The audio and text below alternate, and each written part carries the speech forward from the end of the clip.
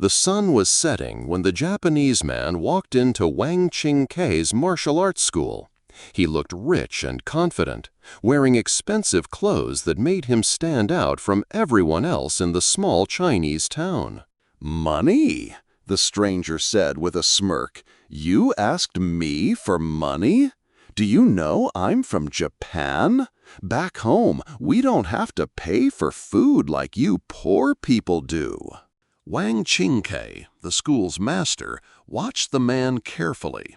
He was used to dealing with all kinds of visitors, but this guy's attitude was really getting on his nerves. "Have you ever been in a real fight?" the Japanese man continued, trying to intimidate him. "Maybe that would scare you away from asking for things you can't afford." "Are you listening to what I'm saying?" Wang Qingkei finally spoke up, his voice calm but firm. The small crowd that had gathered went quiet, sensing trouble. The stranger just laughed. "Oops, my mistake. Let me be clear. We Japanese are here to help you backward people." An older Chinese man in the crowd got angry. "Hey, we Chinese won't let you Japanese push us around anymore." The stranger turned toward the angry voice. "Who do you think you are?" "I'm Wang Qingkei, and this is my school," the master replied. "Who are you to come here and insult us?" Before the Japanese man could answer, another voice rang out.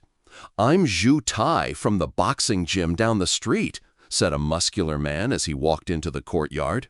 "You've got some nerve coming here and talking trash about our fighting styles." "Stop," Wang Qingke said, raising his hand. "Zhou Tai, you should be resting today, but I guess this concerns all of us."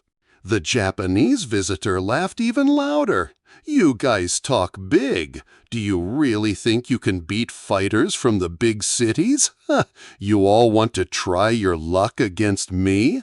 Good. I'm going to teach you all a lesson today." Zhou Tai stepped forward, getting into his fighting stance. "Fine. If I can't beat you in 10 moves, I'll admit I lost." "That's ridiculous," the stranger shot back. "You dare to challenge me? Today I'm going to break your legs." The crowd pressed closer as Zhu Tai attacked first. His moves were smooth and practiced, but the Japanese fighter countered with a technique nobody had seen before, sending Zhu Tai stumbling backward. "Is Zhou Tai okay?" someone in the crowd called out. "I'm fine," Zhou Tai gasped, wiping blood from his lip, but everyone could see he was shaken. The stranger laughed triumphantly. "Ha! This is what you call Chinese Kung Fu? Don't waste my time. You can all come at me together if you want. Just try to handle my fighting style." Wang Qingkei studied the foreign fighter as he continued to dominate Zhou Tai. "His moves are weird," he thought to himself.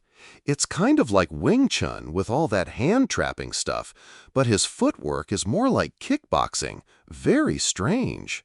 The Japanese man noticed Wang Qingkei watching and sneered.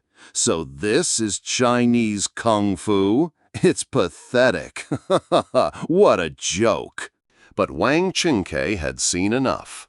As Zhou Tai hit the ground, clearly outmatched, the schoolmaster stepped forward.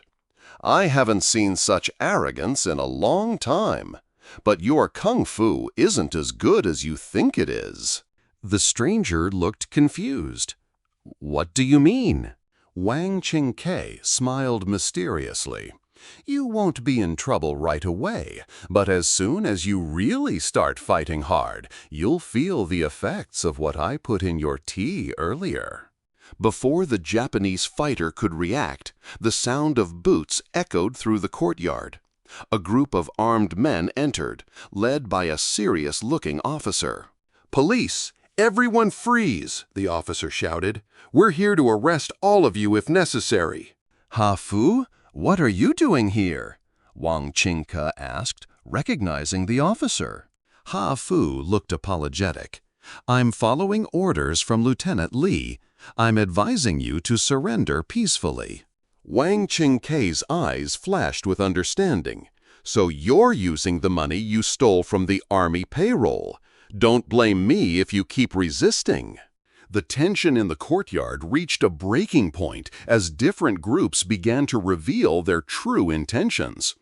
The Japanese visitor, realizing he had walked into something much bigger than a simple martial arts challenge, started backing toward the exit. Suddenly, the courtyard erupted into chaos as everyone began fighting at once. "Why do you practice such dirty fighting techniques?" the Japanese man yelled as he found himself surrounded. "I don't care if people call my methods good or bad. Winning is all that matters." Wang Qingkei moved like water, his years of training obvious in every smooth movement. "Come on then," he said calmly. "I noticed you always use your right hand. Your left side might be your weakness." He called out to Zhao Tai, who had gotten back on his feet. "You attacked his upper body, I'll go for his legs." "Got it," Zhao Tai replied, grateful for the help. As the fight got more intense, the Japanese fighter became desperate. "Is there any prize money for winning this?" he called out, trying to buy time.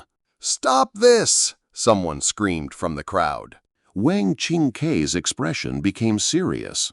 "I take money to solve people's problems, but you're doing this to get revenge for your dead sister, aren't you?" The revelation shocked everyone watching. The Japanese man's motivation had been personal all along.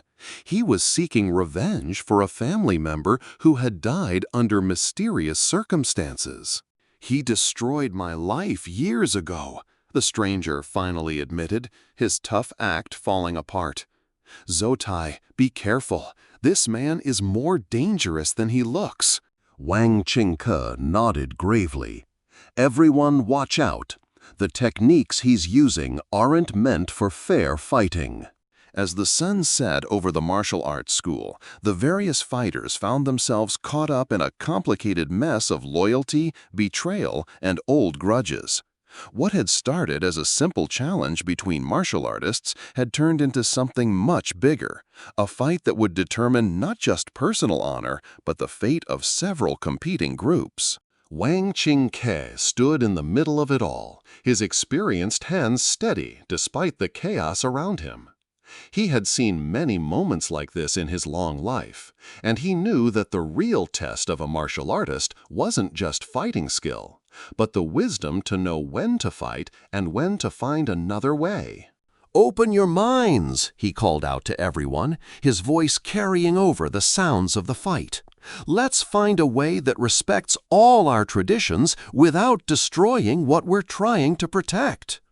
The story of that day at the martial arts school would be told for years to come, reminding people that true strength doesn't come from beating others, but from understanding the complicated reasons that make us all fight in the first place. In the end, the real victory wasn't about who was the better fighter, but about learning to see past cultural differences and personal grudges to find common ground. The Japanese man eventually realized that his anger had been misdirected, and Wang Qingke showed that true mastery means knowing when mercy is stronger than violence. As the police sorted out the mess and people began to go home, the martial arts school stood as a reminder that fighting skills are just tools. It's how we choose to use them that defines who we really are.